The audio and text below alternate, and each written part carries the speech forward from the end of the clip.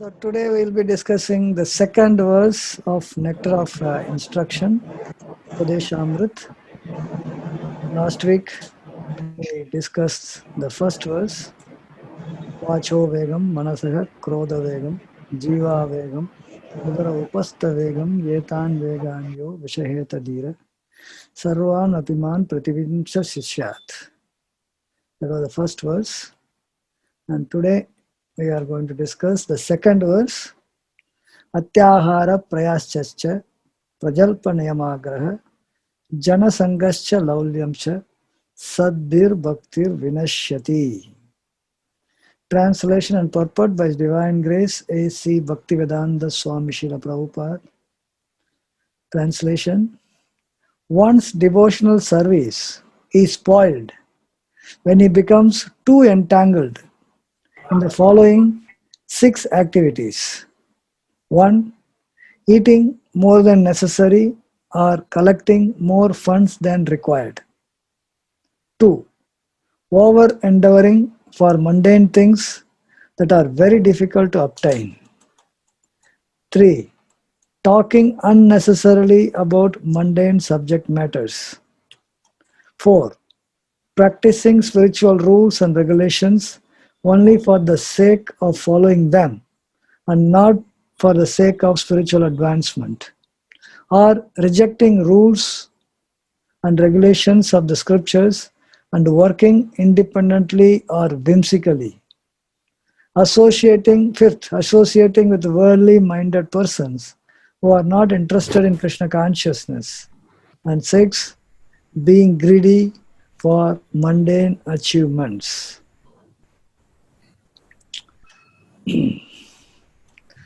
Om Ajnanatimirandasya Jnananjanasalakaya Sakshurunmilitam Yena Tasmai Sri Gurave Namaha.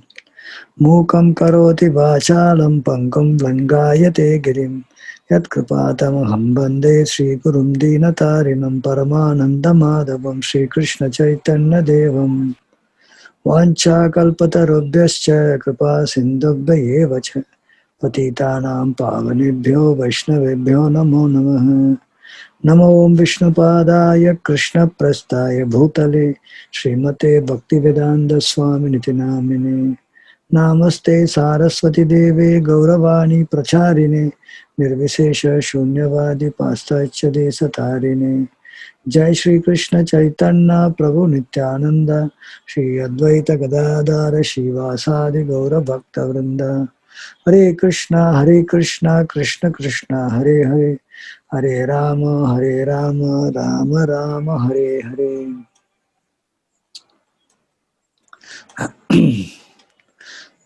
So in the first verse, Srila Rupa Goswami has emphasized how a sober person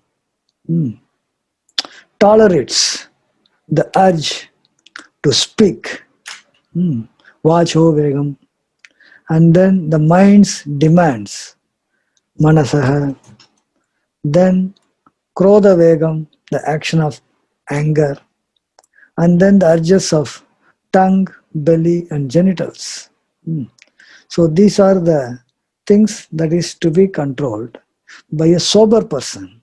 And if he does it, then he can be very well go around the world and make everyone devotees. So in this verse, Rupa Goswami is giving don'ts, what is not to be done in our spiritual practice. And these 6 items Rupa Goswami is emphasizing. The first one is eating more than necessary or collecting more funds than required. Atyahara. Ahara means eating, requirement. Atya means more actually. Ati, ahara.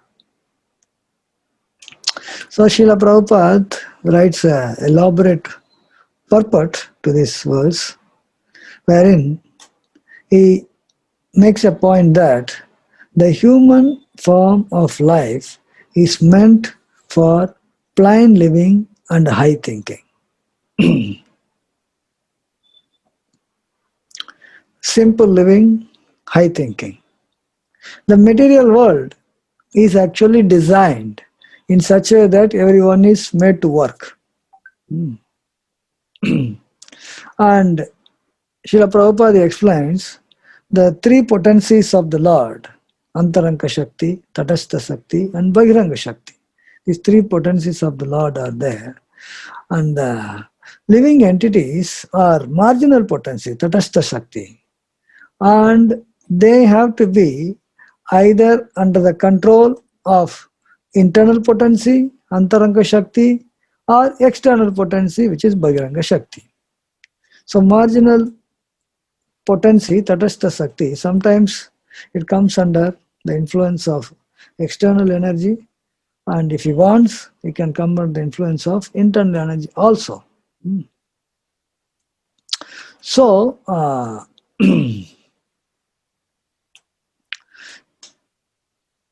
those who are Mahatmas, great souls, they actually are under the protection of divine nature. Mahatmanastu mampata daivim prakritim ashritaha, Lord Krishna says in Bhagavad Gita.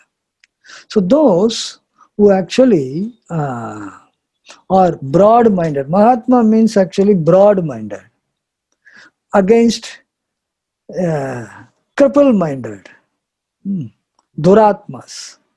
And the difference is that Mahatmas, they work for the welfare of others, and Duratmas, they work for their own welfare.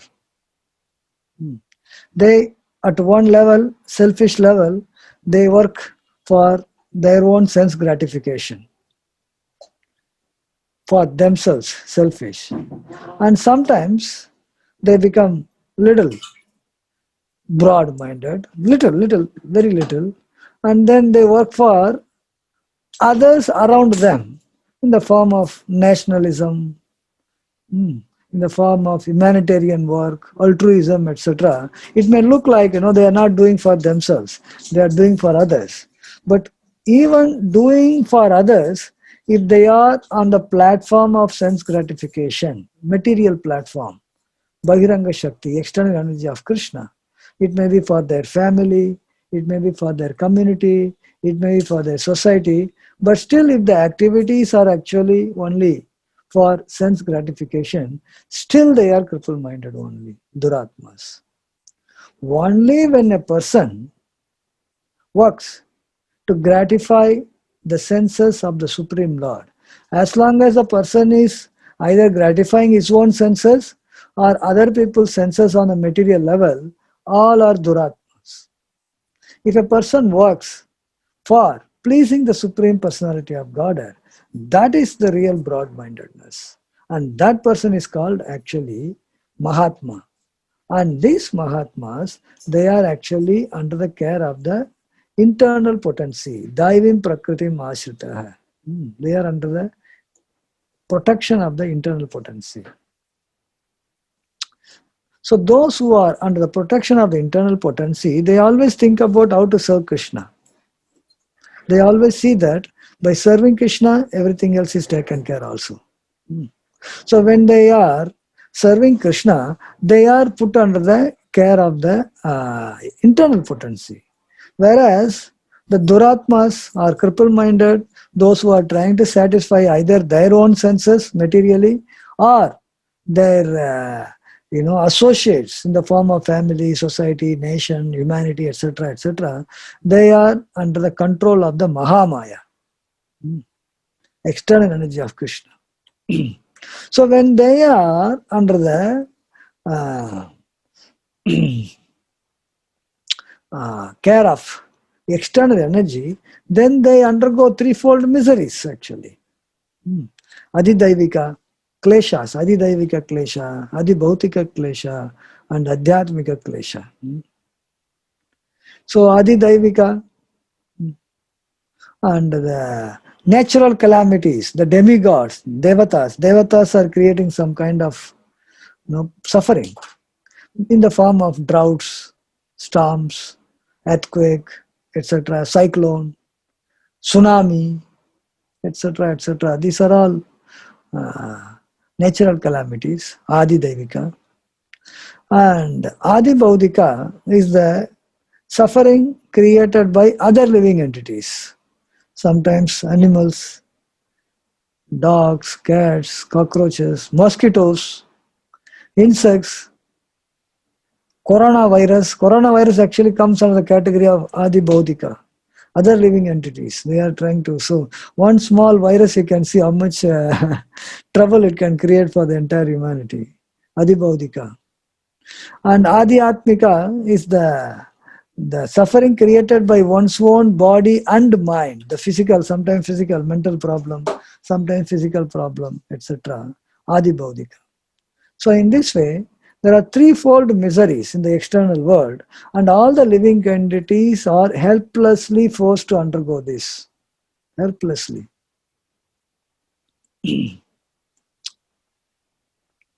So Srila Prabhupada explained that how the main problem in the material world is Janma Mrityu Jara Vyadi.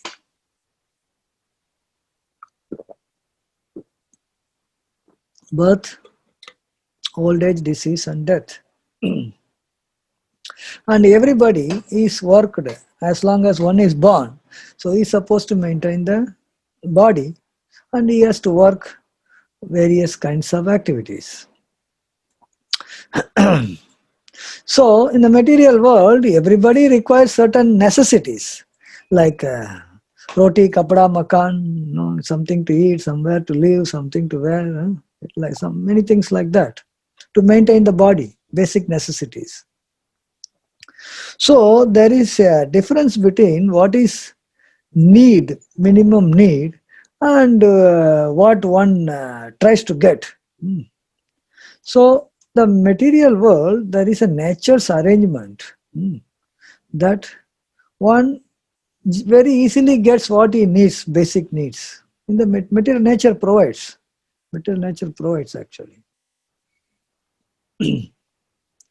So we see that in the material world, there are so many species of life. And you will find most of the living entities, they just eat what is needed for them. They don't make any extraordinary effort. Extraordinary effort. And you will find that there is no economical problem. Suppose you go to forest, you don't find any living entity dying out of scarcity of food. The Lord has created food for big animals like elephant, and he has created food for even small insects. So in the biological, ecological balance, every living entity depends upon another living entity. Jivo jivasya jivanam. There is no scarcity actually. Whereas the scarcity you will find only in the human form of life. Prabhupada gives the example. If there is a bag of rice kept in the open space, and you will find some birds come and they will take little, they will eat as much as they eat, then they go away. Whereas a human being comes, when he sees that there is a bag of rice, he will carry the entire bag actually. He won't say that, okay, today I need only 1 kilo of rice in my house, so I will take 1 kilo. He won't take 1 kilo. He'll take the whole bag. So this is the human mentality. The greed has no limit. There's a saying that there is enough for everyone's need, but there is nothing, there is not enough for even one person's greed. If one person wants, he can tell the whole world, you give me. So there is anything left actually. So in this way, there is a desire for collecting more than what is necessary, atyahara. So this is the tendency, one should give it up. One should depend upon Krishna, and whatever necessary, one can take it. But then, with the greed, if one wants so many things, then it is going to be not favorable for executing Krishna consciousness. One has to be very clear about that. Srila Prabhupada says, what one needs actually, what they need? A little piece of land and a cow. If a cow is there, little land is there, you grow some grains and milk is there, this is good enough actually. It is Prabhupada says it is not necessary for people to move from one place to another. Especially you'll see that from the village, people come to the city. Why? In village, you have to work hard. Whereas you come to the city, you work little bit and then get money and you think that you can enjoy. But then they live a very miserable life. Sometimes you will find that people coming from a village, living in a very natural setting, open space, clean air, etc. And people come to city like that and live in a very, very small pigeonhole kind of jopadi and no clean air and no very clean living condition. Still, they live in the city only so that they think that they can make more money and they can be happy. But that is illusion actually. It's not that they get so many kinds of trouble and all this kleshas, adhyatmik, adhibhautik, adhidaivik, and they tolerate. Sometimes, corona comes, they keep tolerating also. In this way, Prabhupada gives the emphasis that one should be more than happy, but whatever comes on his own accord. And remaining time, one should be using it in progressing in Krishna consciousness. In the city life, there's no time for anybody. Work hard and hard and hard. And you don't have any time for anything else. What kind of quality is that? Whereas, in the village, a person can work little bit during the day and evening it's free and he can actually engage in so many kinds of spiritual activity. That is how the village culture is brought up. So in that way, if one is simply satisfied what is the basic necessity, there is no need for him to go here and there. But once greed keeps increasing, I want more and all, then he comes to city and then engages work in the factories, slaughterhouse, this one, that one, all kinds of sinful activity that is going on. It becomes part of that, directly or indirectly. And then where's the question of high thinking? The real thing is simple living and high thinking, whereas people, they just simply living and hardly thinking. There is no time to think actually, working like donkeys actually. So when we say from the scripture it is said that you live in the village, I have simple living, high thinking, they think that we are proposing a primitive way of life, Prabhupada writes. Because they don't want to accept simple living. They want their living to be very complicated. Human life is actually meant for God realization. There's a higher purpose in the life. Whereas people who are absorbed in material life, they are more concerned about eating, sleeping, mating and defending. Ahara nidra bhayamaitunam cha. Srila Prabhupada explains that these four principles are in every species of life. Even animals are only doing this: eating, sleeping, mating and defending. A human being is also going to do this one only. Then what is the difference between a human being and an animal? So Prabhupada says, animals are living on running on four legs, and we are living on two legs. So two-legged animals. But then we want to expand into four, the four-wheeler, car, running around with the car. But then living like animal only, then Prabhupada said this is Dvipada Pasu, animal with two legs. So our life's aim should be come out of this animal way of living so that we can devote our life for executing our actual purpose in life, the occupational engagement. Dharma, Jiver Swarupoi Krishnera Nityadas. The Jiva's actual position, constitutional position, is being servant of Krishna, and that is his Swadharma, the Swadharma at the spiritual level. So when one is engaged in the spiritual activity, then he is supposed to be known as very highly intelligent person. So Prabhupada explains that in every higher intelligent society, there is some kind of spiritual activity. So Prabhupada says either Hindu or Christian or Mohammedan or Buddhist, any kind of religion, they are actually aimed towards setting a goal for the person. The goal which is not just material, but some kind of spiritual, transcendental, beyond the material necessities. Every religion actually sets a goal for a person who is pursuing to achieve something more than the material necessities of life. So this is actually the purpose of religion. Not that religion means, you try to find out your means of life. It is not that you go to God and say that, oh God, give me my daily bread. Sometimes people pray to God, please give my daily bread. He has given so many things around, you cannot go and make a bread, you have to make bread and give. Krishna has provided everything in the material world. And it is only, we have to just use them. So religion should not be used for getting the basic necessities of life. That is not necessary. The animals are not doing any religion, they are getting all their basic necessities. So human being should look at the religion for a higher goal.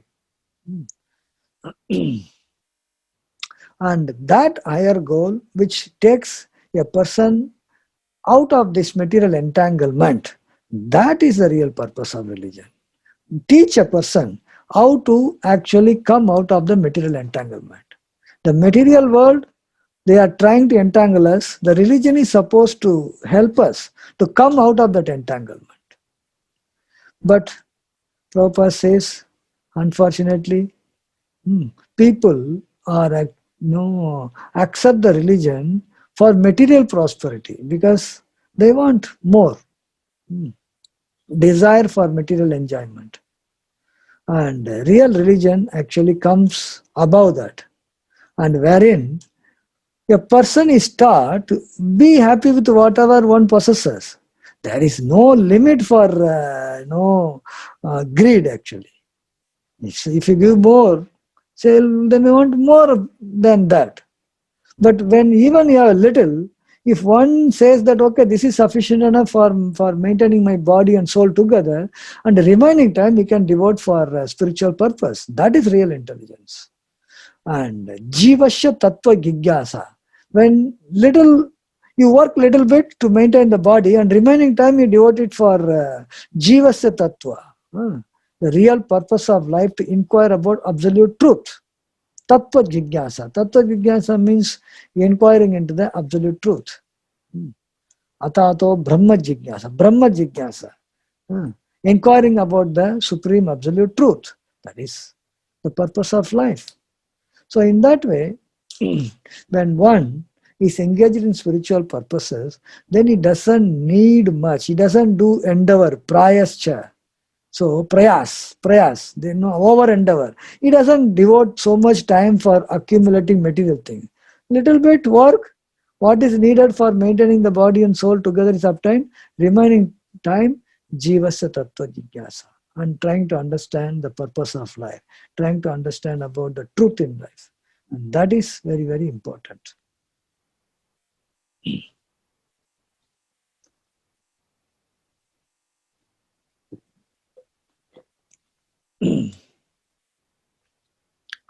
Prajalpa is another thing, which is a great impediment in spiritual practice.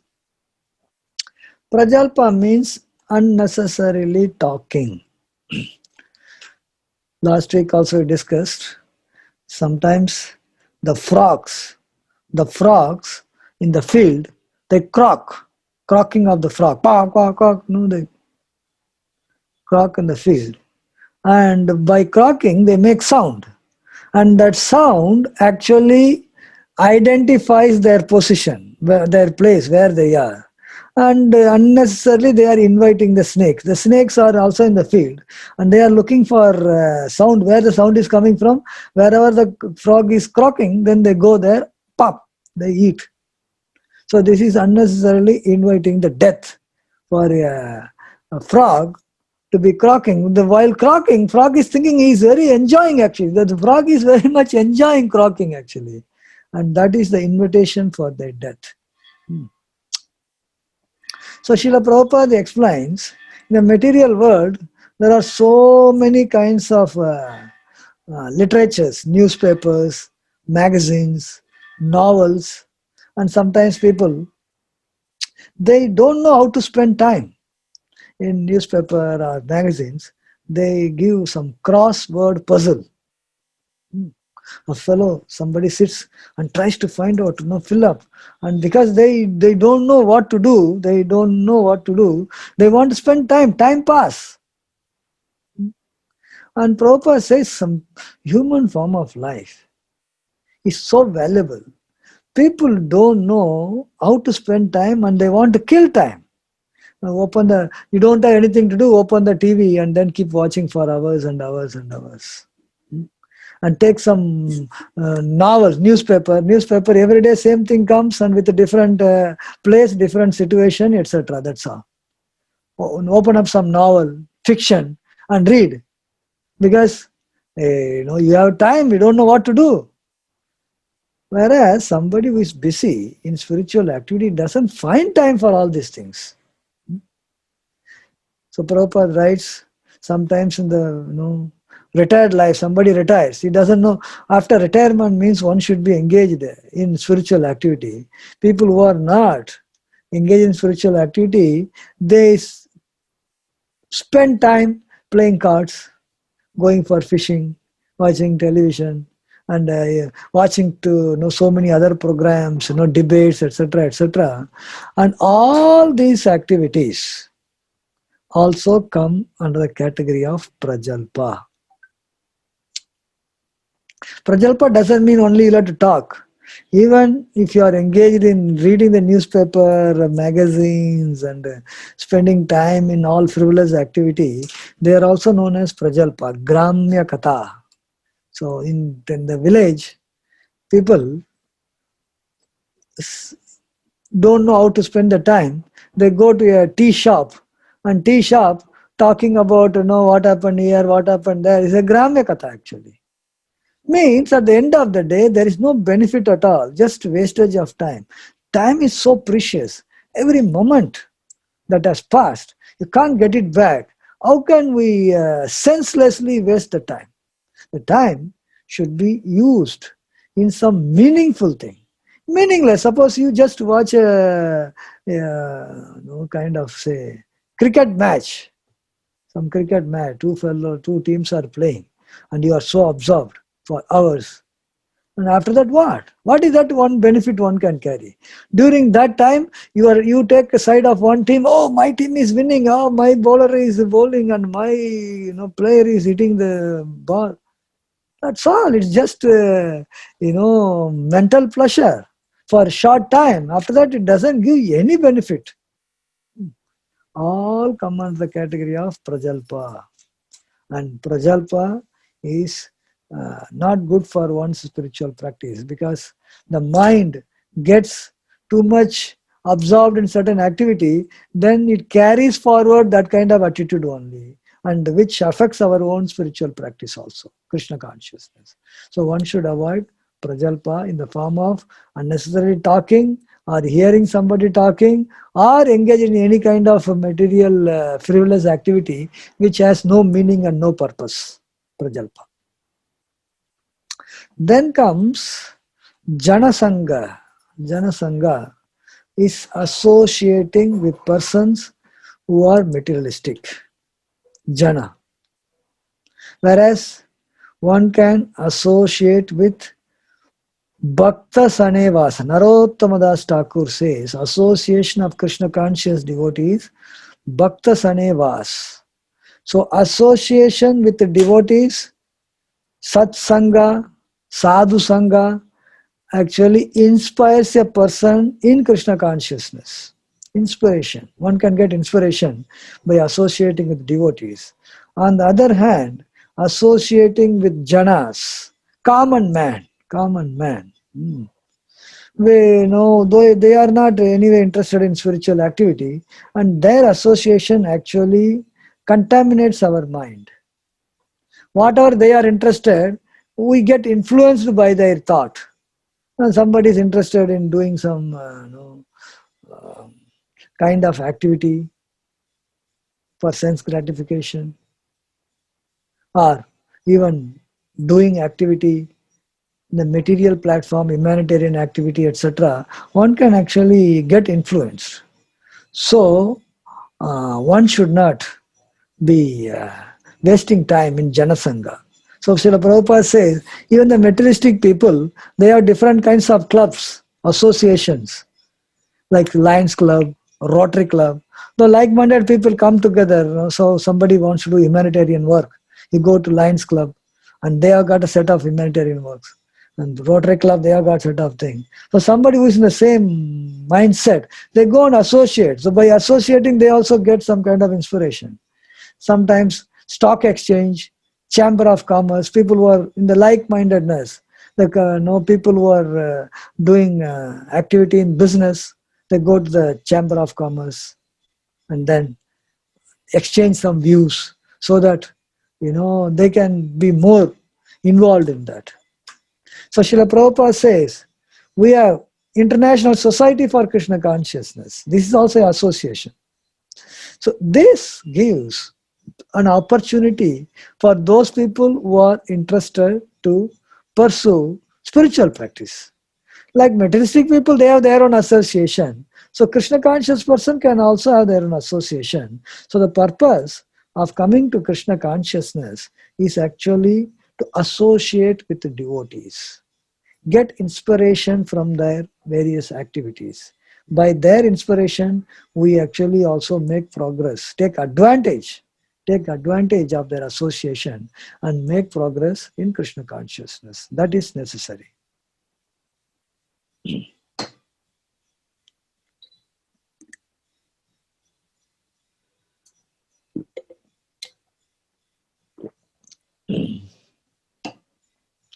Srila Prabhupada explains in the purport, quoting from Srila Bhaktisiddhanta Saraswati Thakur.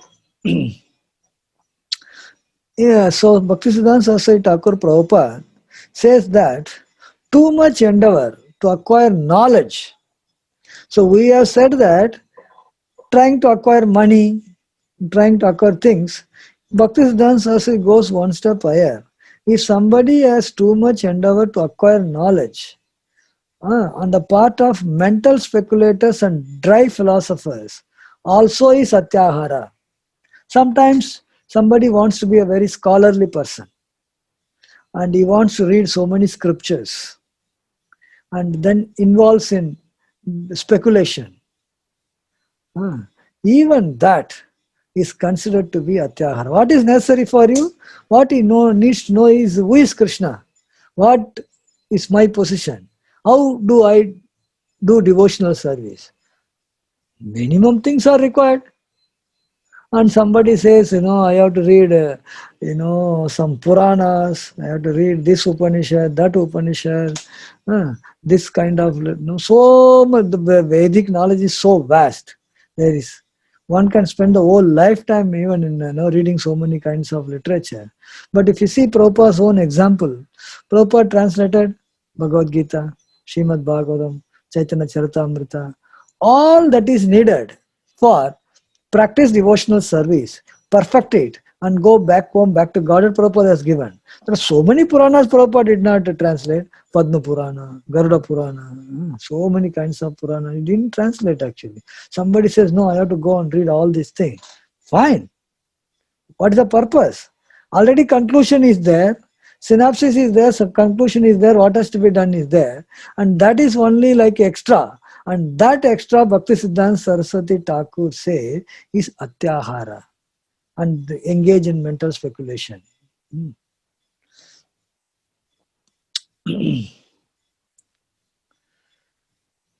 So also Bhaktisiddhanta Saraswati Thakur says the work of karmis who write voluminous book on economic development, so many books people write, in various fields of knowledge, they are also considered atyahara, over and over.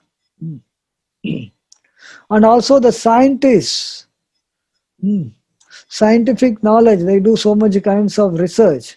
Why? You will get some, grants, And you'll get some degree, you'll publish some paper, I'll get some name, I have published so many papers, I have done this and all. That also Bhaktisiddhanta Saraswati Thakur say is actually atyahara, over and over. So, Bhaktisiddhanta Saraswati Thakur, Prabhupada, gives an example that once there was a person, a karmi, he worked very hard, and he made great fortune, lot of money for so many generations, for his sons and grandsons, no problem, they don't even have to work. So this person worked very hard and he accumulated so much wealth. After he died, and then he took birth in a cobbler's house nearby, same place only. He took birth. He died from this palatial bungalow and he became son of a cobbler nearby. And once this cobbler, who is born as a cobbler, he went back to his house, the house that he built for his sons and grandsons. And but the sons and grandsons, they didn't identify this. They thought he's a cobbler. Why is he coming inside? And then they have beaten him with shoes. The fellow who built the house, and his sons and grandsons are enjoying that house, and he has now died and taken birth as a cobbler. He came to the same house, and the same sons and grandsons for whom he has accumulated a wealth, they have beaten and thrown, hey, why you are coming inside? Dirty guy, get out from here. This is the nature of the material world. A person works very hard, so much hard that atyahara, not just necessity of his life, so much wealth he wants to accumulate so that he will be known as a great person and his sons and grandsons can enjoy. But after he leaves the body, he cannot get any benefit. On the other hand, the same sons and grandsons for whom he has accumulated, they themselves can mistreat him. See what is the value of that over endeavor that one has done. That is why scripture says that, why are you foolishly wasting your time? For what? You are not going to carry anything. Not that if you come back, anybody is going to give you anything from there. So why then you are so much attached to working hard and accumulating more things?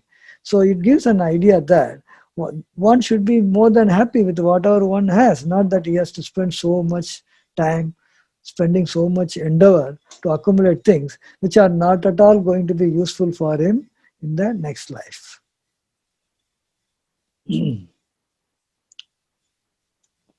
Then, Niyamagraha.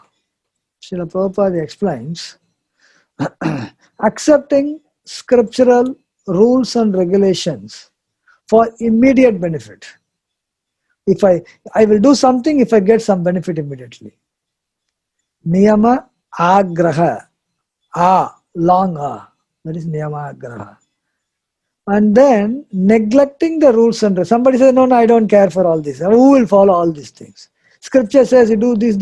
No, who will follow that? This is niyama agraha. That is not following, neglecting. So there are two words. Niyama is one, and agraha and agraha, two are there. So agraha means eagerness to accept. Yeah, I want to do it because I will get some benefit. And agraha means failure to accept, not accepting.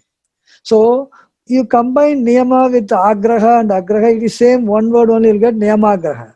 So niyamagraha means those who accept the rules for the sake of doing it and for immediate benefit, that is also niyamagraha. And those who do not follow it and whimsically act, that is also niyamagraha. And both niyamagraha are not good for one's Krishna consciousness. One should be not very eager to accept for some economic benefit. If I do this, I will get some benefit, then I will do it. If I don't get, I will not do it. That is also not good, and rejecting is also not good.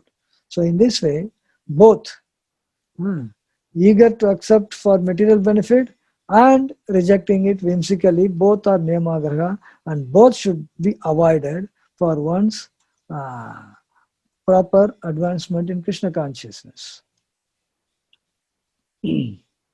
So also Prabhupada writes that there are desire for bhukti, material happiness, mukti kami. And some people are mukti kami. Some people want to be liberated actually. Impersonal liberation, mukti kami. Some people want to achieve some mystic perfection, siddhi kami. Bhukti kami, mukti kami, siddhi kami. These are also in the category of atyahara, over and over. Because this is directly not going to be helpful in Krishna consciousness to go back home, back to Godhead. If it is not going to be directly helpful, and pursuing that is actually atyahara, over and over.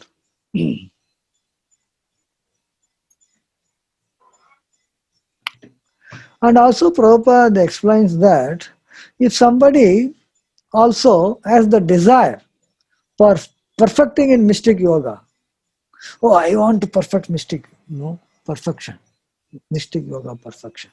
Somebody wants to merge into Brahman, another kind of desire. And attaining some material prosperity, whimsically, doing several things so that one can get more and more material possession. And Prabhupada said this also can be categorized as greed, laulyam. Laulyam is also there. People want to accumulate either mystic power so that I will be known as a great person, great yogi, and somebody wants to merge into Brahman so that people know that, oh, he is a very liberated person. And so I have wealth, more wealth, people know that, oh, he's a very wealthy person. All these things are just greed, not very much going to be useful for one's spiritual practice of Krishna consciousness. Prabhupada explains about how capitalist and communist, they are fighting with each other who should possess wealth. The capitalists think that they should possess the wealth. And communist says that, no. Why you should possess? It should be belonging to the state, the country. So, both capitalists and communists, they are wrong. Prabhupada explains that from Krishna consciousness point of view, the wealth is supposed to belong to Krishna, neither to an individual businessman nor to the state. The real possessor is actually Krishna. Prabhupada gives an example that suppose 500 rupee note is lying down on the street. Somebody takes that 500 rupee note and puts in his pocket. Thinks that, oh, I got the money, very nice, I'm a lucky guy today, I'm very lucky, I got it. And he is not honest. That money doesn't belong to him. It's not honest. And another person comes, sees the 500 rupee note, they no, this doesn't belong to me, so let it lie down there only. And that is also not so great. It is good in one sense that he did not take another person's possession, but then he didn't do a good job of what to do with that money lying down on the street. He doesn't know what's the proper use.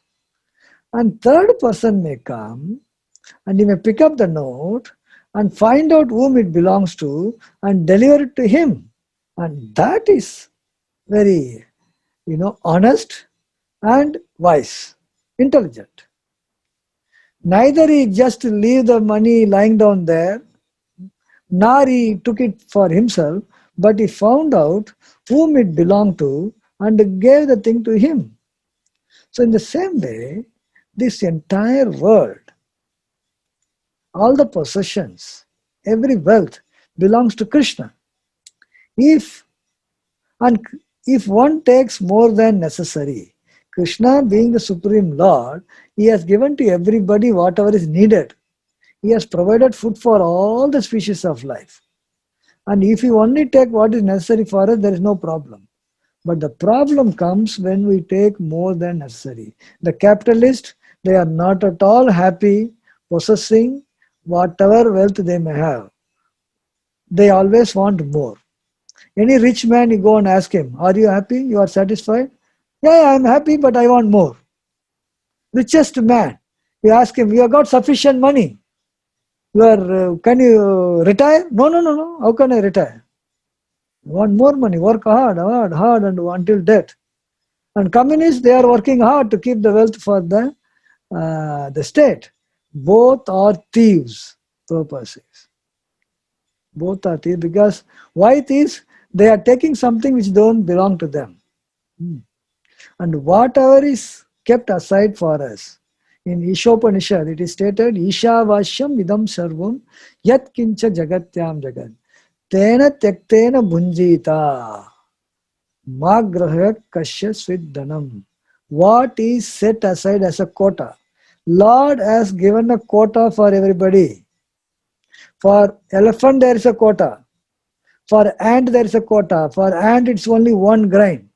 He is more than happy. An elephant, even big, ladus of food also, he takes, and after eating he is happy. But everybody is given a quota. And if you take your quota, there is no problem. But if one takes more than the quota, then he's called a thief. And in that way, capitalist and communist, they just want to take away from Krishna. And they claim their proprietorship. So in that way, they are exactly like person who sees the 500 rupee note on the street and puts in his pocket. So, a devotee, a Krishna conscious devotee, is very well know that he is in the material world, and he knows that the material was designed by the arrangement of Lord to fulfill all the basic necessities of life. And without encroaching upon another's life, he is very happy with whatever he has got. And that way, he actually very happily lives and then makes his all the time available for executing Krishna consciousness. So in that way, he makes progress in Krishna consciousness. And he brings peace in the world and makes progress and goes ready to go back home, back to Godhead.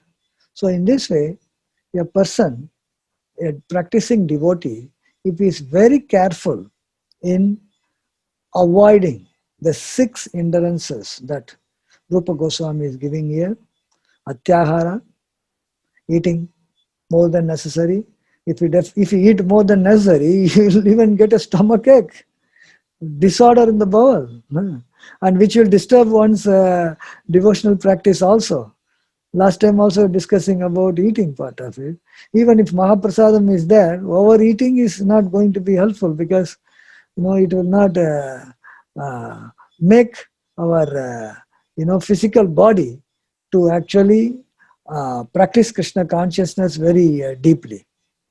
Eating more than necessary or collecting more funds. What money is required, that much collection is okay. The more funds comes, it will also create some trouble and greed will come and so many unwanted disturbances may happen.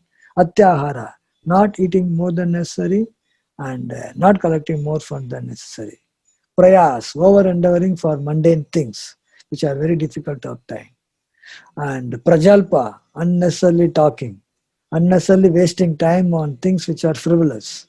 And niyamagraha, following the rules for getting some immediate benefit or rejecting the rules whimsically. Niyamagraha, one should avoid. And janasangasya, the worldly minded people, association to be avoided because they can pollute our mind and consciousness so that our Krishna consciousness will be facing some trouble. Janasanga should be avoided and one should not be very greedy for material achievements either in the form of money or in the form of even knowledge. For the sake of getting knowledge, if one keeps on reading various books, that is also considered to be greed. So when one actually uh, gets involved in all these things, one's devotional service will be spoiled. Bhaktir vinashyati. If one is not careful enough to avoid all these six things that Rupa Goswami is giving here, so one's bhakti will be spoiled. So if one wants to protect his devotional service, he should be very careful in avoiding these six things. Don'ts. Do not. Do not. So Rupa Goswami is giving for every sincere and serious devotees to avoid these six things so that one can make progress in Krishna consciousness. We'll stop here. Abhishek Yadav.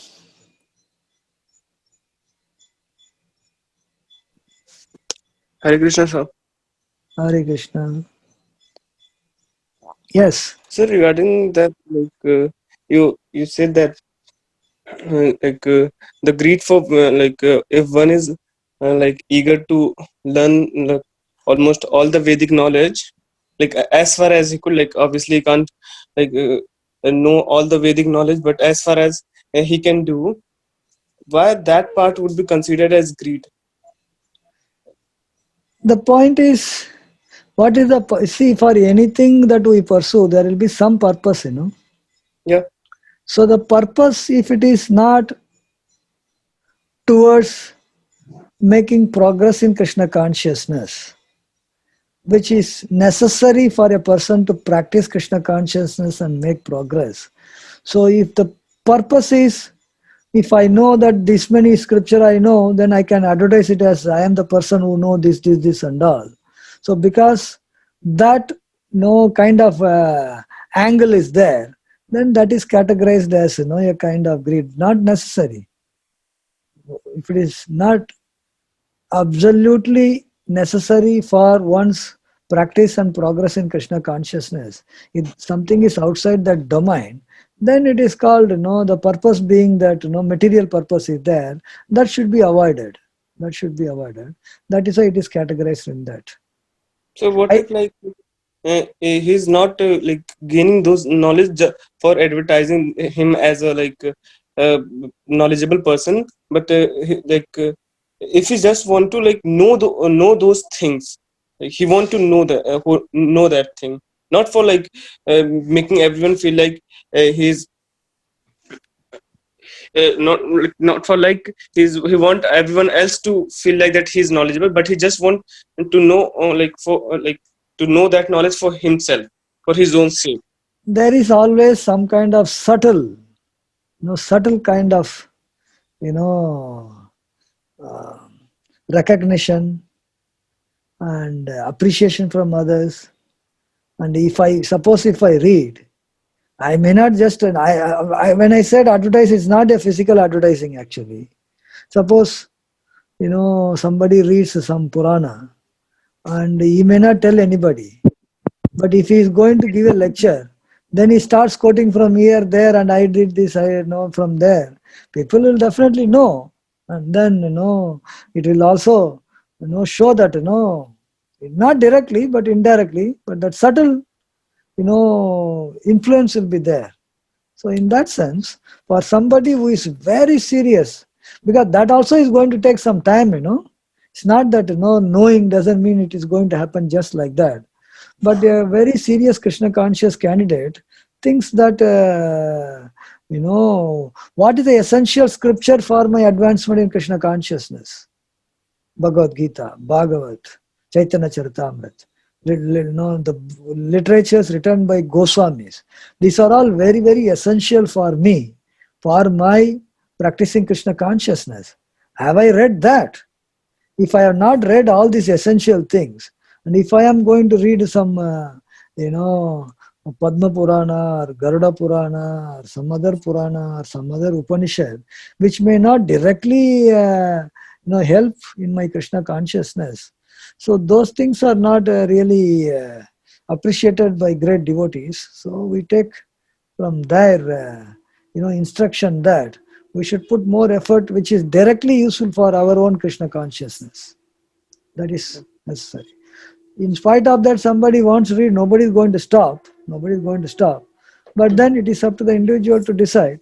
But there is a general recommendation given by Rupa Goswami.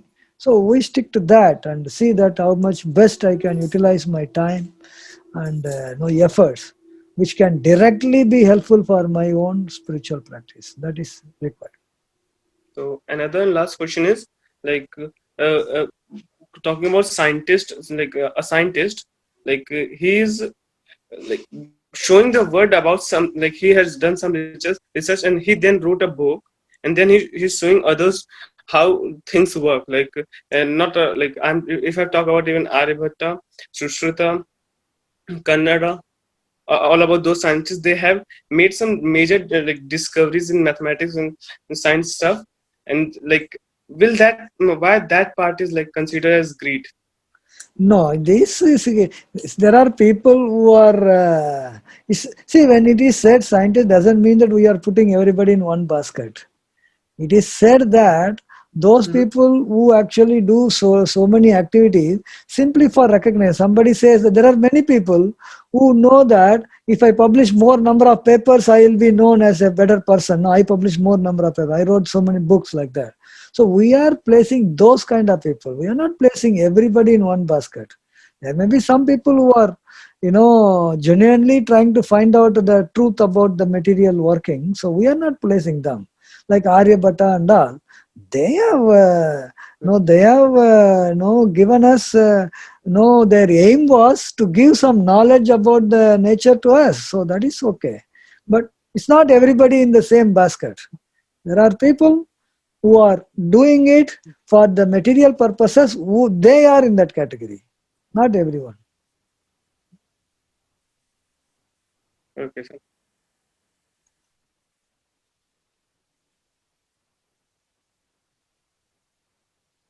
Mithilapati Prabhu in the chat box, anybody? What is this? Adarsh? I'm reading through the question. Yes. Adarsh is asking the question that if we endeavor for healthy body, is it wrong? And how to develop simple living and high thinking attitude? See, endeavor is always there. What is discouraged is over endeavor. Over endeavor. So, if suppose everybody has to do some endeavor, even in Krishna consciousness, we have to do some endeavor. Endeavor, without endeavor, where is the life actually? Life means some kind of endeavor. But what is needed? For example, simple living, high thinking. In simple living, what happens? A person is supposed to have a land, farm land of 1 acre, and then he grows his grain. So he has to do some endeavor, So 1 acre land, if he does endeavor and what is produced is coming to, for him for 1 year, what is his necessity. So he is going to do endeavor. He is going to till the field, cultivate it, etc., etc. All these things will be there. You want 1,000 acres and grow, and so that you can become very rich man. That is over endeavor.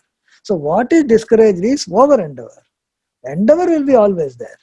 Simple living and high thinking means you be happy with whatever basic necessities you need is you have obtained. Suppose what I need little grain for 3, 4, 5 chapatis what I need to eat, and dal, rice, etc. So that much only I put endeavor, and for that you don't need the whole day actually. Little work is sufficient, and the remaining time I utilize it for thinking, high thinking. What is high thinking? Simple way of thinking is eating, sleeping, mating and differing, all these things, how can I get better, etc. And high thinking means beyond that, beyond this, ahara nidra bhaya maituna, beyond janna mritu jara vyadi, all these things beyond that. Is there any higher purpose in life? What is the purpose? What am I doing here? What is my nature? And all these queries, when one faces and tries to find a solution and tries to do activities towards that, they are all in that category. So he also does some little endeavor to get facilities to maintain his body and soul together. Minimum thing, doesn't have to be very elaborate kind of thing. Minimum thing, simple. And then remaining time he actually uses it for spiritual purpose, and that is simple living and high thinking. So endeavor will always be there. Over endeavor should not be there. So when one is engaged in over endeavor, he doesn't find time for thinking. He doesn't find time for spiritual activity. That is discouraged. You keep yourself so busy there. You don't have time for chanting. You don't have time for reading Bhagavad Gita. You don't have time for practically any spiritual activity. Then that kind of thing is called over endeavor. That is discouraged.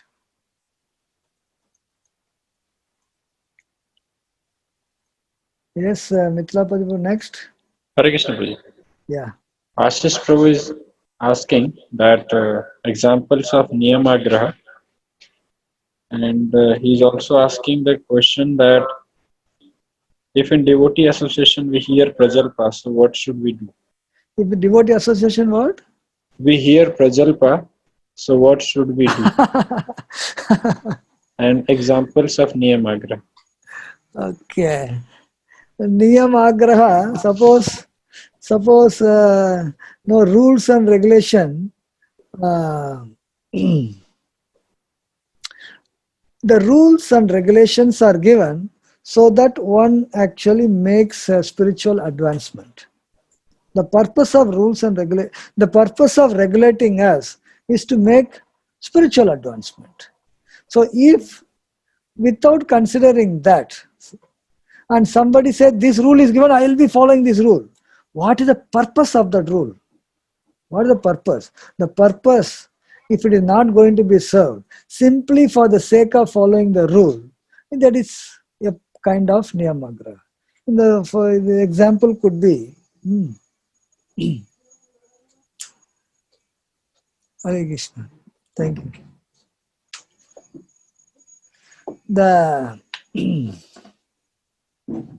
The example could be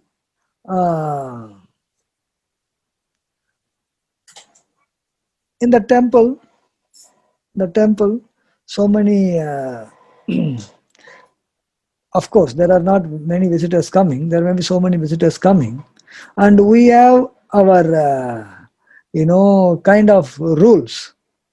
And suppose if there's a heavy crowd, certain things we may not be able to do. Suppose you have to pay obeisances. If it is said that if you come into the temple, you pay obeisances. Yes, it's a rule. And suppose you think that the whole temple is fully packed. There is no place to pay obeisances. Doesn't mean that you remove the people from there. Just as, hey, I am here to pay obeisances. Remove from here. And if that is not going to help them and they feel very bad about it, the whole purpose of people coming is that we are supposed to give an opportunity for them to get advantage of being in the temple, hear about Lord Krishna, hear the chanting, etc., etc. But your rule, if you are going to implement simply because you have to follow that without understanding the purpose. Okay, you are paying obeisance to make progress, but you are also, the temple is to preach.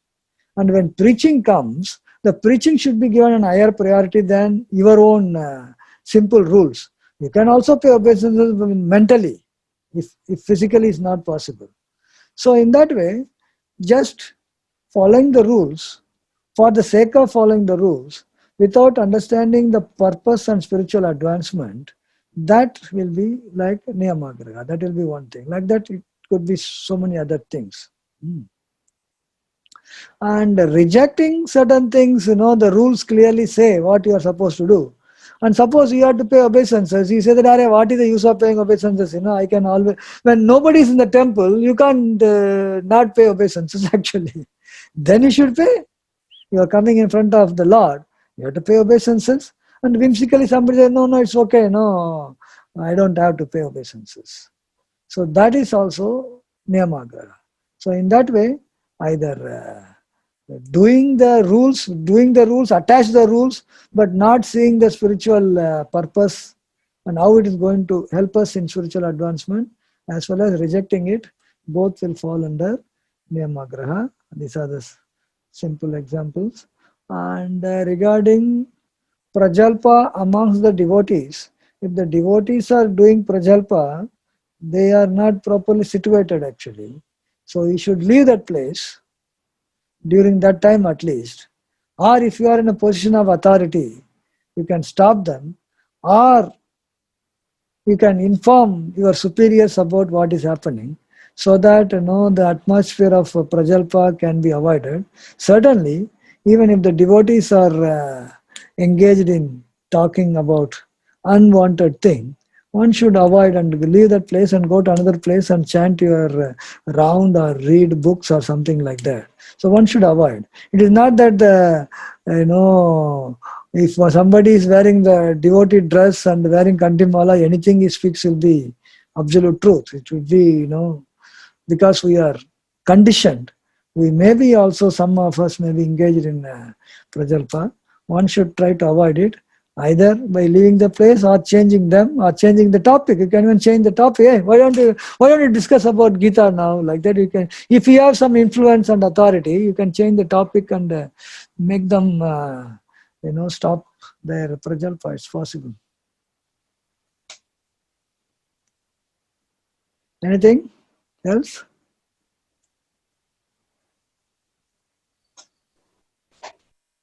Hare Krishna. Hare Krishna. Prabhu. Yeah. This question from Parth Raval Prabhu. Hare Krishna Prabhuji, Dandavat Pranam. How can a Grihastha live a controlled life? Because a working person like me, always surrounded by many negative people, prajalpa, greed, and so on. So how can I improve my spiritual life with these kind of situations? You get involved with them as minimum as your work demands. So you are in the office, yes, your office work that you have to do, your assignment, that much only you are involved with them. And after office and during office also unnecessary talk, you are like, not existing there. Like, lotus leaf in the water. You are in the water, but you are not touched by the water. So in the same way, if they are talking, then you don't give any attention to them. Either, you leave that place or put your ear plug or whatever you can do. So don't have to get influenced by them during office hour. After office hour, they may have some party or anything they may have. So you have to excuse yourself. You say that, oh, I don't have time, sorry, something like that. So you can deal with the office people as minimum as possible, as much as your work demands. So other time, certainly you should not get influenced by them. So how exactly to do? You have to depends upon individual situation, and you have to work out something. In principle, one should avoid, association of worldly minded people whose association may actually not help us in our spiritual life. So how to apply it in your specific case, you have to work out your own way how to deal with that. But yes, it's always possible. It is not something very impossible. But when also they come to know that you are not interested in their talks, they may not involve you also. If suppose somebody is talking about cinema, your friends, the one who is sitting next to you talking about cinema. But if you say that, no, I don't see cinema, I'm not interested, they will not bother you with that actually. So you have to also very politely and gently make them know that, you are, a serious spiritual pursuant and you are not very much interested in materialistic thing. They will understand and they will not bother you also. In the beginning, if they do not know, they may bother. But after that, they will not. So it is a matter of, very politely and gently telling them that, your interest is not in those fields. I think it will work. Try.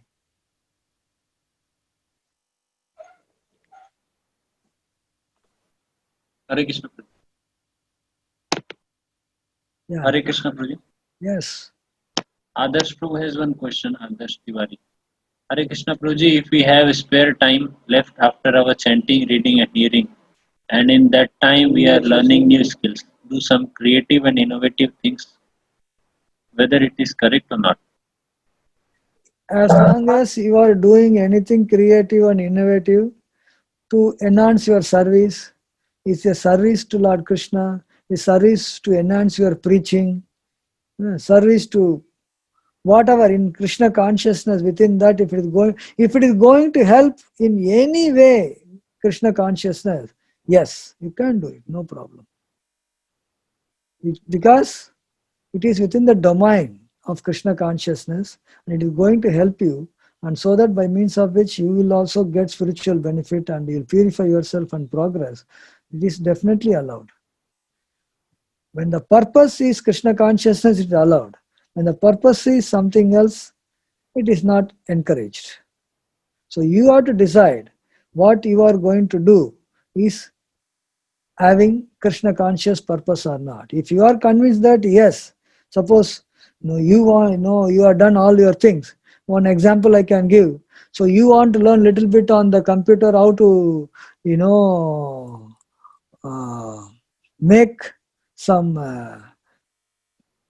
learning some preaching tools on the social media. So definitely if it is going to help you in preaching, good. But being in the social media, one can be in Maya also. That is not very much recommended. But if you are very clear that learning something on the social media is going to help you expand your preaching potentiality, certainly you can do that. So you have to make sure that you don't get carried away by the Maya of getting involved with social media.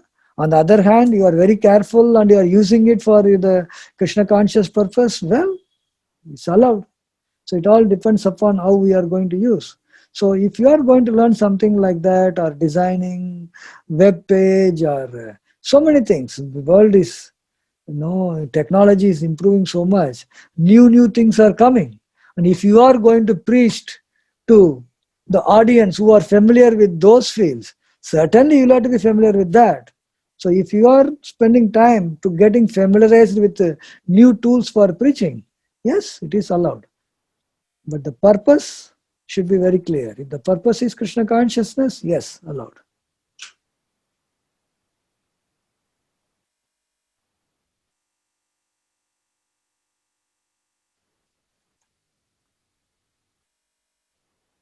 Okay, is there anything else, Mithilapati Prabhu? Hello, Hare Krishna. I am Santosh. I have again a small question for you, sir.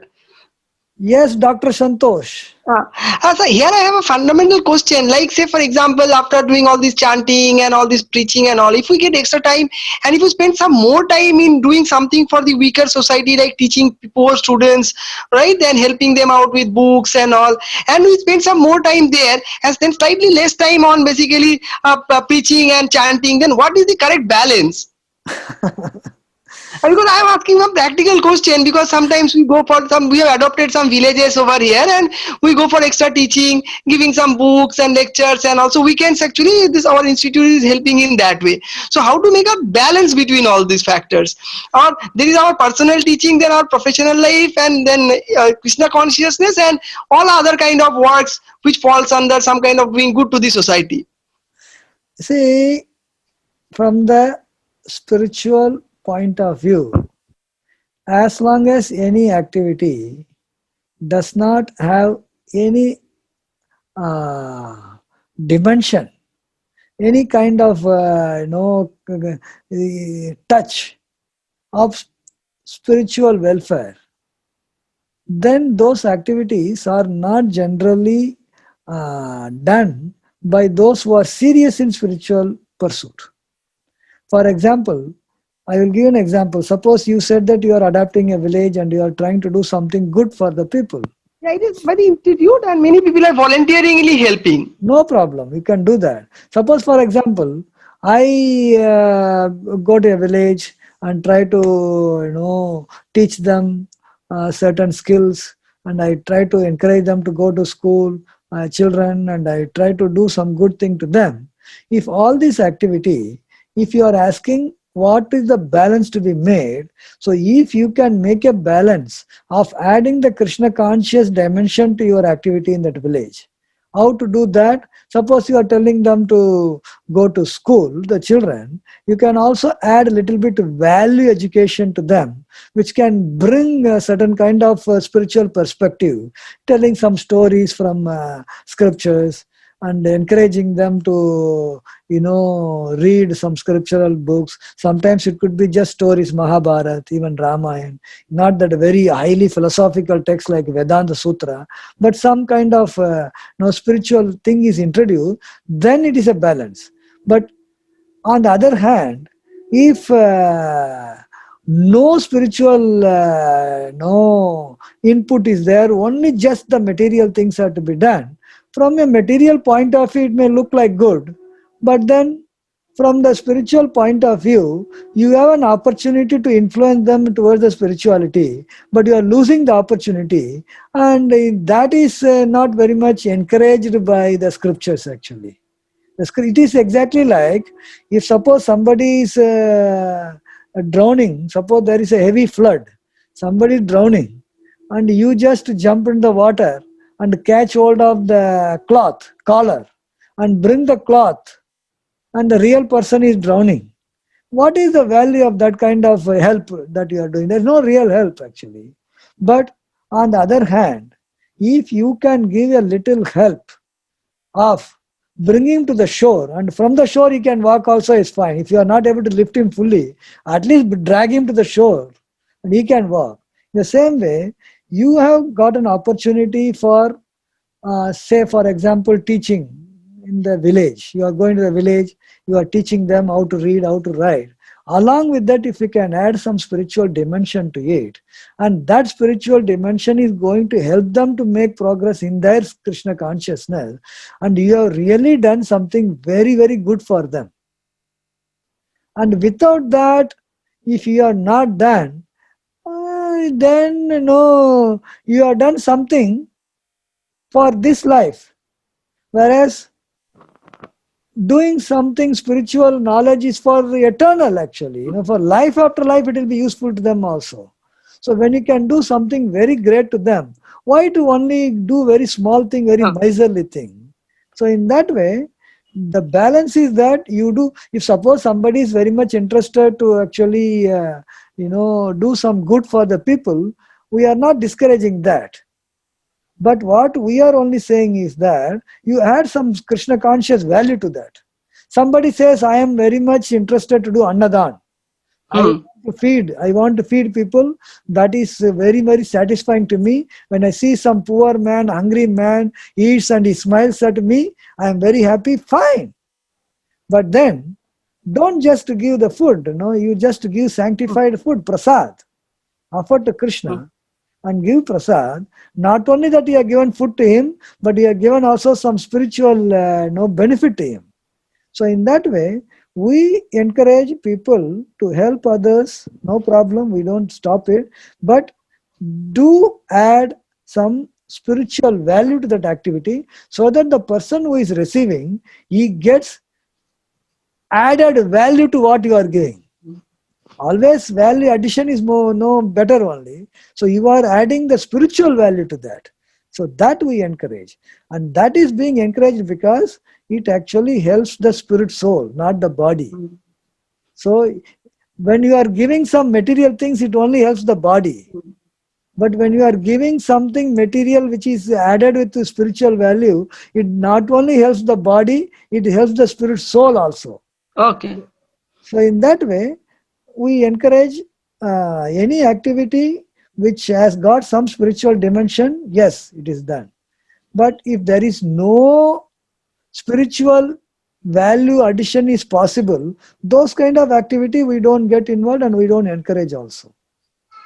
No, very well said, very well said. Because in the school we get a lot of time to tell stories to the students. Because I mean they are very young, I mean they have 7 years, 6 years. So it's a good opportunity to tell them nice stories about Krishna consciousness, make values and all. So definitely, I mean it's just the normal teaching and normal encouragement. It's a very good suggestion actually. I'll also tell to the other people who are accompanying me there. Yeah, I see this in the young age. When they learn something spiritual, they will remember throughout the life. They will know that, oh, such and such person came and taught me. And see, that will also create, nowadays, people feel that so much crime and so much unwanted sinful act are happening simply because people are not taught the values in life. Value education is most felt now. So many kinds of sinful activities are happening because of that. So if you can add a little bit to value education, then you can even make those people better people actually. Yeah. Now that is a very good suggestion actually. So it will be only helping this life and the future. They will be in the end a very good human being. So after Yes. doing some graduation or some degree, they will be at least good human being in the Yes. future. They will have some ethics, morality and spirituality. And they'll be better people than their own peers actually. Mm. In that way, yes, you can see any activity which helps another person is good, but it should also have a spiritual dimension to it. So when the spiritual dimension is there, yes, you can do it. So that because the person will be either directly or indirectly benefited spiritually, that is very important. Thank you. And in fact, we have very good opportunity there because we get a lot of time to talk to the students, very young, it's not sure called students, they are basically young boys and girls of the village. So we can get a lot of time to talk to them in the weekends. Good, very good. Please carry on. Yeah. All the best.